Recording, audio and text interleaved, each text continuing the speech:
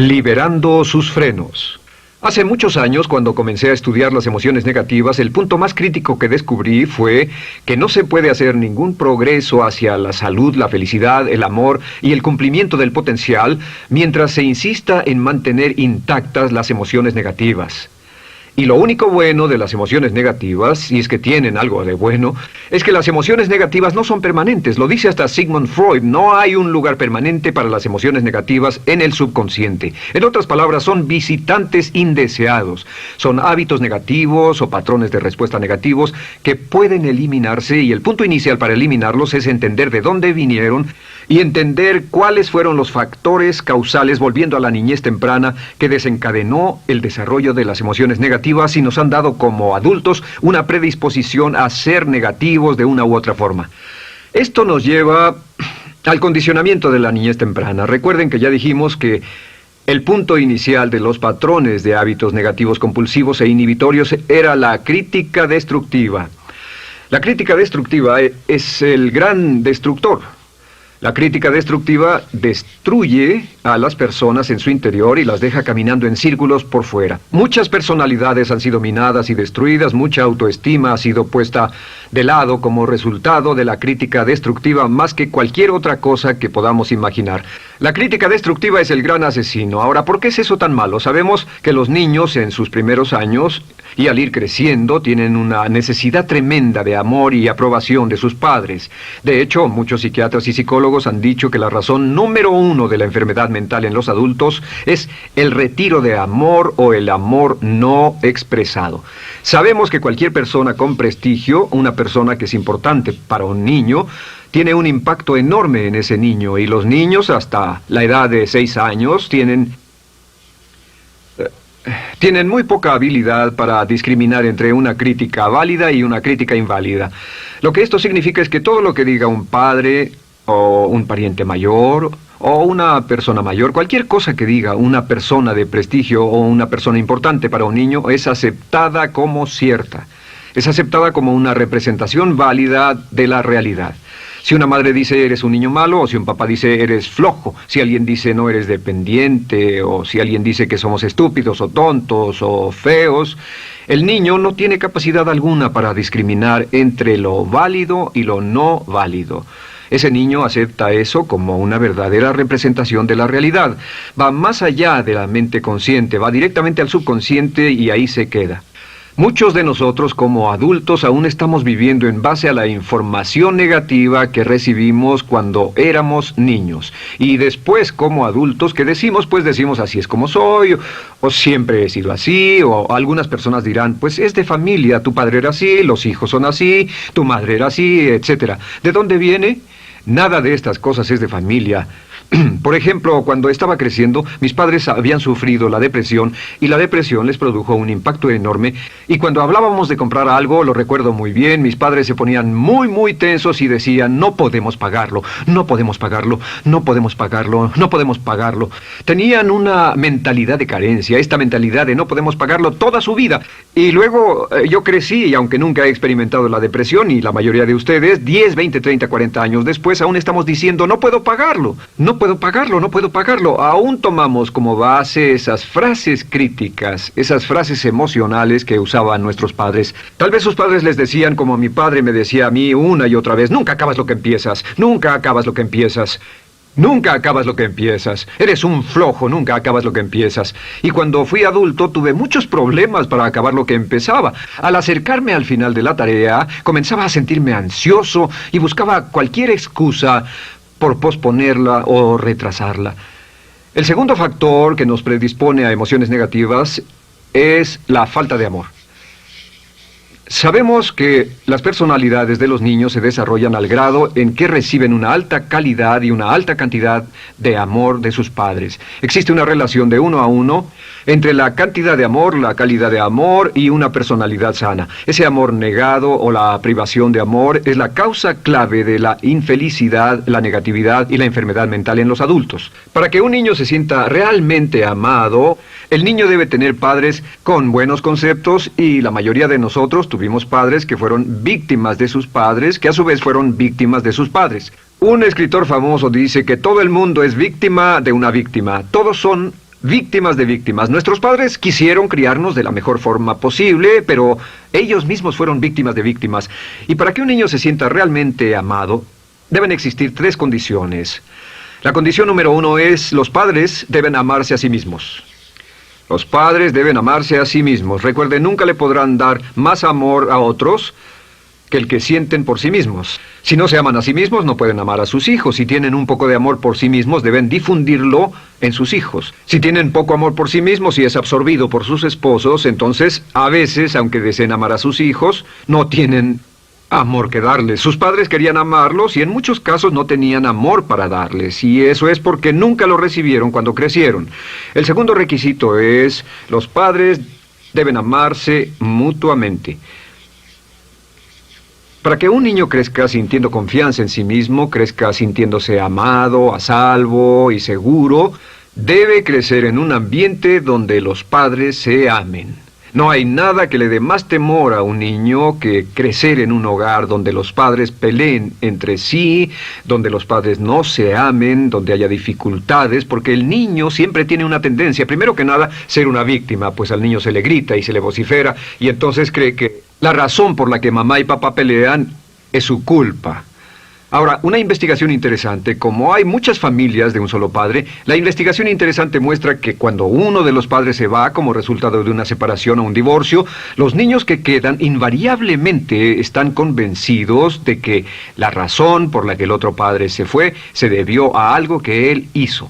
Y es importante que si un matrimonio o una relación va a terminar y uno se va a ir, que el padre que se quede les diga a los niños una y otra vez que la razón por la que la relación no funcionó no tuvo nada que ver con ellos. Solo tuvo que ver conmigo y con papá, conmigo y con mamá. No tiene nada que ver con el niño. El niño necesita oírlo muchas veces antes de que se sienta confiado y seguro. Y por supuesto, siempre es mejor que un niño sea criado por un padre que lo ama que por 2 padres que no se aman. Una tercera condición que debe cumplirse si no quiere que exista la falta de amor es que los padres deben amar al niño. Los padres deben amar al niño. Bueno, esto parece muy obvio y muy lógico. La verdad es que, y esto es lo más difícil para usted y para mí como adultos, que ni siquiera lo pensamos, que es posible que nuestros padres no nos quisieron. No porque no lo intentaran, querían amarnos y tenían la intención de hacerlo, desde luego, etcétera, etcétera, pero simplemente como tenían conflictos mutuos y problemas sin resolver con sus padres, y sufrieron la guerra y la depresión, tenían que hacer carrera y otras responsabilidades, nunca lo lograron totalmente. ¿Entienden? Esa fue la dificultad. Lo deseaban, pero nunca lo lograron. La única forma en que puede amarse a un niño es pasando una gran cantidad y calidad de tiempo con el niño. Tiempo en gran cantidad y calidad con el niño. 10 minutos al día no bastan. Los niños se consideran valiosos según el grado en que las personas más importantes en su vida pasen tiempo con ellos. Si las personas más importantes en su vida, sus padres, solo pasan poco tiempo con ellos, los niños concluyen que la razón para ello es que tienen muchos defectos, que hay algo esencialmente malo en ellos y que por eso sus padres no pasan más tiempo con ellos. Los niños no piensan con la razón, lo hacen en forma emocional. Solo piensan: mi padre está aquí, me ama, y si no pasa tiempo conmigo, él o ella no me aman. Y si cualquiera de esas 3 condiciones existió o más cuando estaba creciendo, los padres no se amaban a sí mismos, o no se amaban mutuamente, o tal vez no lo amaban porque nunca lo lograron, aunque querían, entonces usted debe haber crecido en conjunción con la crítica destructiva que se llama culpa. ¿Y qué es la culpa? Pues simplemente la culpa es un sentimiento de no valer mucho. ¿De dónde sacamos este sentimiento? Lo obtenemos cuando continuamente gente importante nos critica en nuestra vida y simultáneamente no nos dan el amor que necesitamos. Sentimos que no valemos mucho o que no valemos nada. Y un sentimiento de culpa nos lleva a un sentimiento de falta de mérito, falta de valor y culpa. Y esa culpa, ese sentimiento de falta de mérito, es el mayor problema del siglo XX, la principal fuente de enfermedad mental. Es la fuente principal de los problemas en las relaciones, la fuente principal de enfermedad psicosomática, la fuente principal de la mayoría de los problemas que afectan a nuestra sociedad. Es el profundo sentimiento de culpa y falta de mérito que se expresa o se esconde en los pensamientos o en la actitud: no valgo suficiente, no valgo suficiente. No valgo suficiente. Ya hablamos de la autoestima y de lo importante que es. La autoestima significa me quiero mucho, me quiero mucho, me quiero mucho, me quiero mucho. Las personas que han sido criadas con críticas destructivas durante su vida no solo no se agradan a sí mismas, no sienten que sean lo bastante buenas para nadie, y en muchos casos están llenos de odio por sí mismos. Se odian a sí mismos, se autocondenan o se detestan. Y verán que esto sale en sus conversaciones y sale en sus relaciones con otras personas. Las personas que no se quieren a sí mismas, aunque quieran tener buenas relaciones, simplemente no son capaces de ello. Las personas que piensan que no son buenas para nada siempre lo hacen aflorar, siempre será un problema. Ahora, ¿cuál es la razón principal de la culpa? ¿De dónde viene la culpa? La culpa viene de 3 fuentes negativas: padres negativos, influencias negativas o religión negativa. Una de las 3. Cualquiera de estas 3 usa la culpa. De la culpa se valen y aprovechan, en especial los padres y las organizaciones religiosas, por 2 razones. Una es el castigo. La culpa se usa para castigarnos. Cuando estamos creciendo, el castigar es la forma más fácil de hacer que uno se sienta mal. Nuestros padres nos hacen sentir mal castigándonos físicamente o sermoneándonos o regañándonos. Y el castigo es una forma muy eficaz de irnos conformando o de conseguir que hagamos lo que los demás quieren. La segunda razón por la que se usa la culpa cuando se practica en forma consciente, y algunas organizaciones la practican así, es para tener más control emocional en especial, porque se puede controlar a una persona emocionalmente con culpa y manipular su comportamiento. Hay muchas organizaciones que usan la culpa como una herramienta de control y manipulación. Si puede controlar a las personas con suficiente fuerza y en forma emocional, puede conseguir su dinero, puede conseguir su tiempo, puede conseguir su compromiso, demandar sus recursos, etc. Muchas organizaciones usan la culpa para aplicar un castigo. Muchas organizaciones de caridad que se anuncian por televisión, en especial las de causas benéficas que involucran a niños o a personas incapacitadas, usan un sentimiento de culpa. A usted le va tan bien que debe sentirse culpable por estas personas que sufren. O envíenos algo de dinero y eso se encargará de su culpa por un momento hasta que lo incluyamos en nuestra lista de correo, etc. Y la culpa es un estándar. ¿Por qué se usa tan comúnmente? Pues primero que nada porque casi todos nosotros la tenemos en mayor o menor grado. Y número 2, es fácil. La culpa es fácil. ¿Por qué nuestros padres la usan con nosotros? ¿Por qué nuestras madres la usan con nosotros? Nuestras madres pueden controlarnos con la culpa en un cuarto repleto. Nuestra madre puede controlarnos a miles de kilómetros por teléfono. Los padres usan la culpa en sus hijos porque sus padres usaban la culpa en ellos y así sucesivamente. Es lo más fácil. No existe un esfuerzo físico. Puede hacerse con una mirada o de reojo o una palabra. Ya sabe que las personas siempre buscan lo más fácil. Esté alerta. Ustedes han sido criados en un ambiente donde se les ha hecho sentir culpa y casi todos lo vivimos.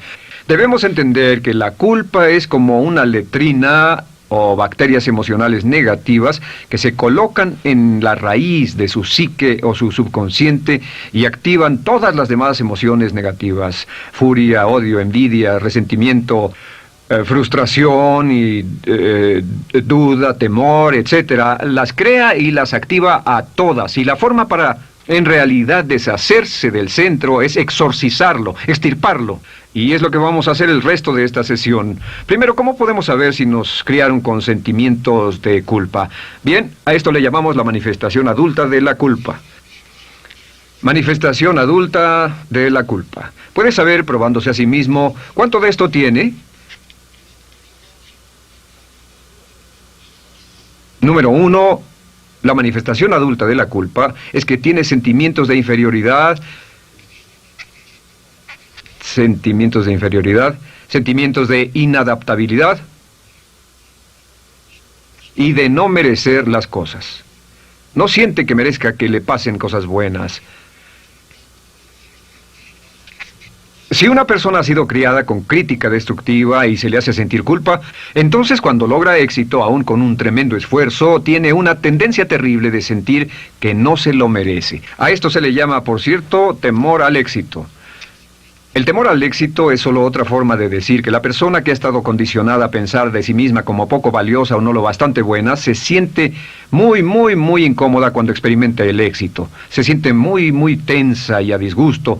Realmente si sienten demasiada tensión, comienzan a aspirar cocaína, a beber demasiado alcohol, se enredarán en comportamientos autodestructivos, tendrán una sensación tremenda de ansiedad, como si alguien fuera a descubrir algo de ellos. Hay un libro en la librería que dice, si me está yendo tan bien, ¿por qué me siento como un impostor? Tienen el llamado síndrome del impostor. ¿Alguna vez ha tenido éxito en algo y la gente ha ido a usted a decirle, vaya, hiciste un excelente trabajo, o eso es maravilloso, aunque haya sido muy duro para usted, y sintió que los demás iban a descubrir, siente como que, es decir, que iban a descubrir que realmente no es bueno, que solo fue un fraude, solo un accidente, y por supuesto es lo que dice, fue coincidencia, fue un accidente, la verdad, no sé ni cómo lo hice. Hacen todo lo posible por huir de ese sentimiento de inferioridad y de no merecer las cosas. Estén muy alertas. La segunda manifestación adulta de la culpa es la autocrítica destructiva. Hay una línea de un gran poeta que dice, aquellos a quienes se les hace mal, hacen mal a su vez. Los niños a muy temprana edad, a veces a la edad de 2 o 3 años, comienzan a menospreciarse, se desgarran, hasta se golpean y se castigan físicamente si se les critica demasiado. Siempre dicen el equivalente de no valgo suficiente o no soy muy bueno, y se castigan a sí mismos. Y la crítica destructiva es un síntoma real de un sentimiento escondido de culpa e insuficiencia. El número 3 es que fácilmente manipuladas por la culpa, las personas pueden jalar sus cordones de culpa en forma muy simple. Realmente vemos que existen dos tipos de personas en el mundo, los lanzadores de culpa y los receptores de culpa. Invariablemente, estas personas se atraen mutuamente. Y por supuesto el lanzador de culpa es la persona que se identifica con el padre que lanzó la culpa y el receptor es la persona que se identifica con el que atrapó la culpa. Pero los lanzadores y los receptores de culpa se unen, se equilibran perfectamente, se establecen y forman una nueva generación de lanzadores y receptores de culpa. Podemos decir que usted es fácilmente manipulado por la culpa, porque ha estado muy bien condicionado. Su jefe puede tirar de su cordón de culpa, una persona en un autobús puede tirar de su cordón de culpa, una sobrecargo puede tirar de su cordón de culpa. Esté muy alerta a esto. La cuarta manifestación de culpa es que usted la usa. Usa la culpa y culpa a otro generosamente. ¿Por qué?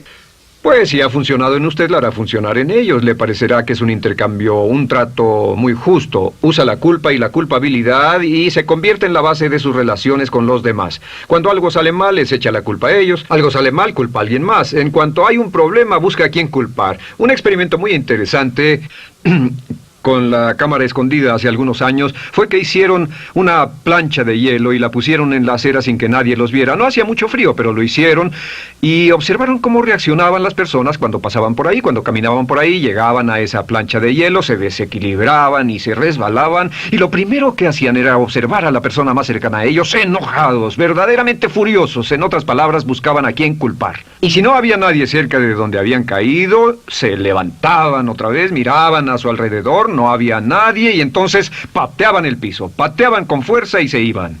Nuestra tendencia natural cuando algo sale mal es buscar a alguien o algo a quien culpar, en especial si nos criaron con una culpa continua. Y la quinta manifestación es lo que llamamos lenguaje víctima. Ahora recuerden que hablamos sobre la ley de concentración. Dice, lo que siembras cosecharás. También dice, si usas lenguaje de víctima, mantienes viva la culpa, la refuerzas, la edificas, la cultivas, la utilizas. El lenguaje víctima es lenguaje como no puedo, no puedo, no puedo. Cuando dice no puedo, no puedo, no puedo, envía un mensaje a su mente subconsciente y la mente subconsciente comprende que está inhabilitado, que no tiene control, que es una víctima. Y cuando desea poder hacer algo, su mente subconsciente retroalimenta su mensaje y dice no puedes, no puedes.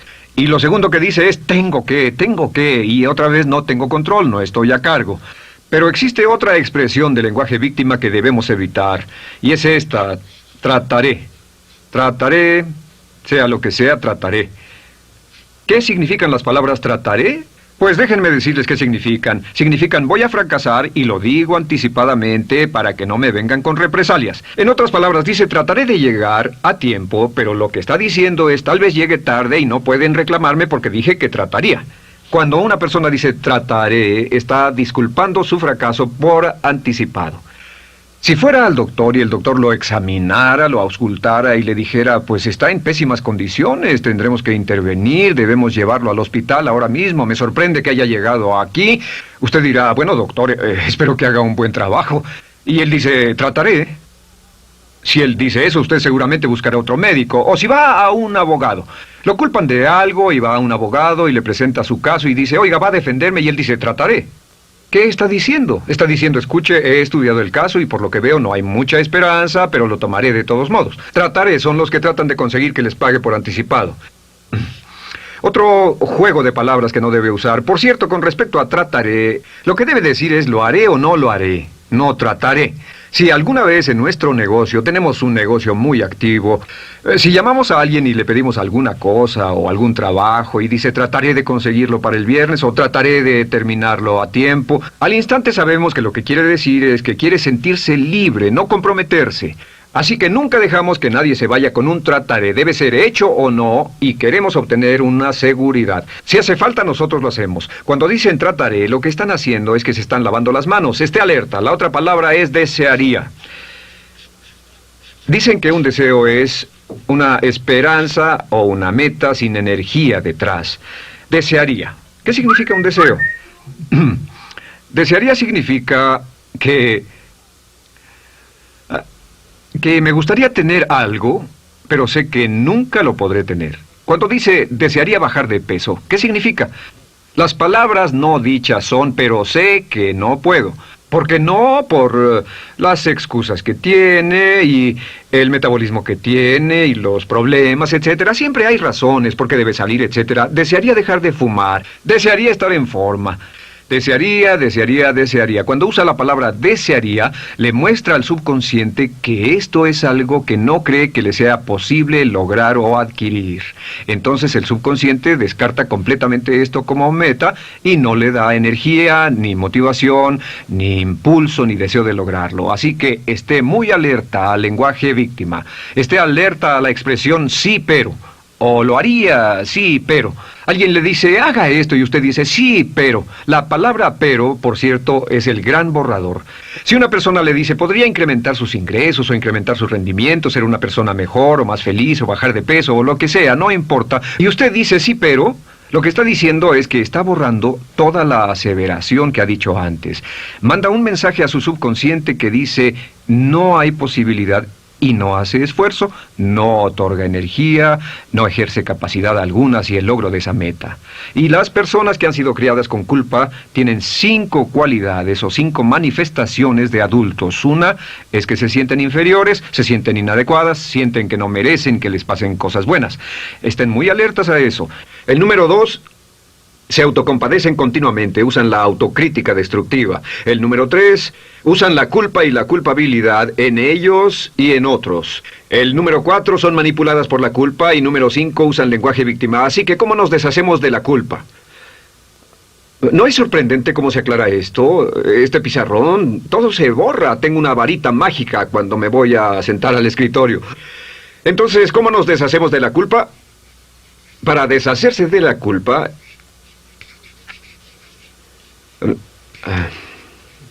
este es el proceso. Tiene algunos pasos importantes. Número 1, el primero de la lista, elimine la autocrítica. Elimine la crítica autodestructiva. En otras palabras, nunca diga nada destructivamente crítico de usted mismo. No lo diga. Esta es la regla básica. El subconsciente acepta lo que diga usted como cierto, como un mandato. Así que no diga nada de sí mismo que no desee sinceramente que sea cierto. No diga estoy cansado, estoy gordo. No diga no puedo o debo. No diga nada a menos que quiera que sea cierto. Las palabras que van después de la palabra yo son las palabras que su subconsciente registra como mandatos, excepto cuando dice yo desearía o lo intentaré. Así que elimine la crítica destructiva. Siempre hable en términos positivos sobre usted. Me gusta mi persona, puedo hacerlo, lo haré, escogí hacerlo, pero nunca diga no, no puedo. Número 2 es no dejarse manejar por la culpa. Rehúse ser manejado por la culpa. Porque cada vez que le permita a alguien que lo manipule por la culpa, ¿sabe qué pasa? Refuerza y hace más poderoso el efecto de la influencia de la culpa en su vida. Cuando yo crecí, debo decir que yo crecí en una familia que estaba muy influenciada por la religión negativa. Realmente mi madre, Dios la bendiga, tenía un cinturón negro en el pecado e hizo un trabajo verdaderamente soberbio en ello. Y yo tardé en sobreponerme. Cuando me casé con Bárbara, ella también venía del mismo tipo de familia y recapacitamos. Hay una hermosa respuesta cuando uno de los dos caía de nuevo en los viejos patrones. Decía, no tratas de hacerme sentir culpable, ¿o sí? No tratas de hacerme sentir culpable, ¿o sí? Solo diga, no tratas de hacerme sentir culpable, ¿o sí? Y no deje que las personas lo manipulen usando la culpa. El número 3, no use la culpa o la culpabilidad y anuncie que no va a usarla. No la use en otras personas y permita que sus hijos o su cónyuge digan lo mismo. No tratas de hacerme sentir culpable, ¿o sí? Repítalo una y otra vez. Y si la otra persona le dice eso es lo que trato, contéstele no va a funcionar. Y no funcionará. Es que la culpa solo funciona mientras usted no sepa que está siendo usada en usted. El número 4 es lo que llamamos la ley del perdón. Es la más importante de todas. Realmente es el centro, es el meollo de toda esta sesión. La ley del perdón simplemente dice que usted está sano mentalmente hasta el grado en que pueda perdonar libremente y olvidar las ofensas. Que su habilidad para perdonar a los demás es la clave que determina su felicidad y su éxito en la vida. Su habilidad para perdonar a los demás es la única forma de eliminar la culpa. Su disponibilidad para perdonar a los demás y olvidar ofensas es el determinante más importante de si usted está o no totalmente integrado y es un adulto que funciona como ser humano.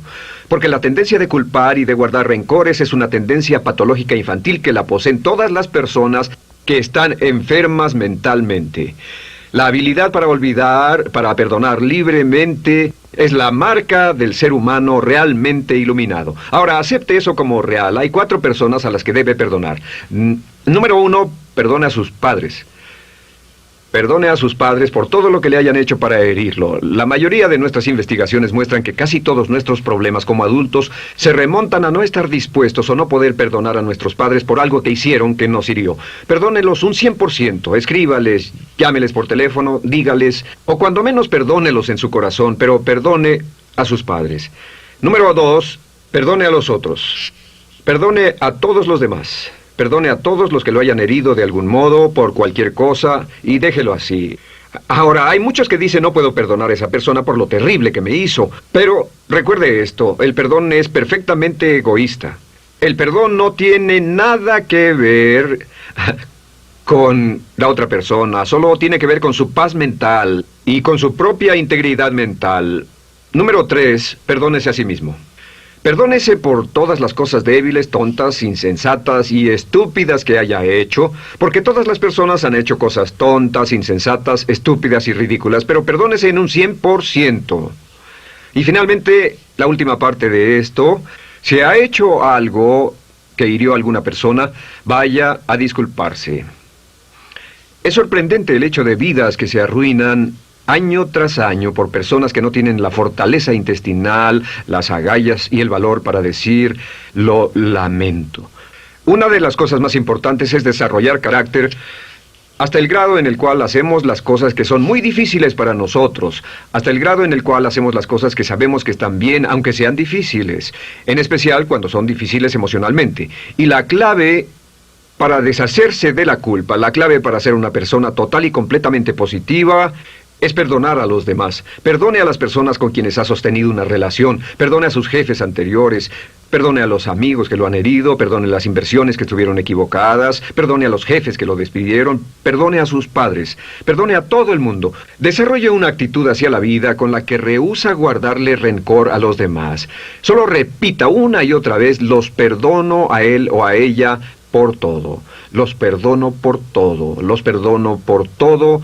Y eso es todo. La clave para librarse de las emociones negativas es rehusarse totalmente a continuar con cualquier situación negativa. No olvide que es un acto muy egoísta y será tan egoísta como usted quiera. El acto del perdón lo libera y libera a la otra persona y le garantiza que se moverá rápidamente hacia el cumplimiento de su potencial.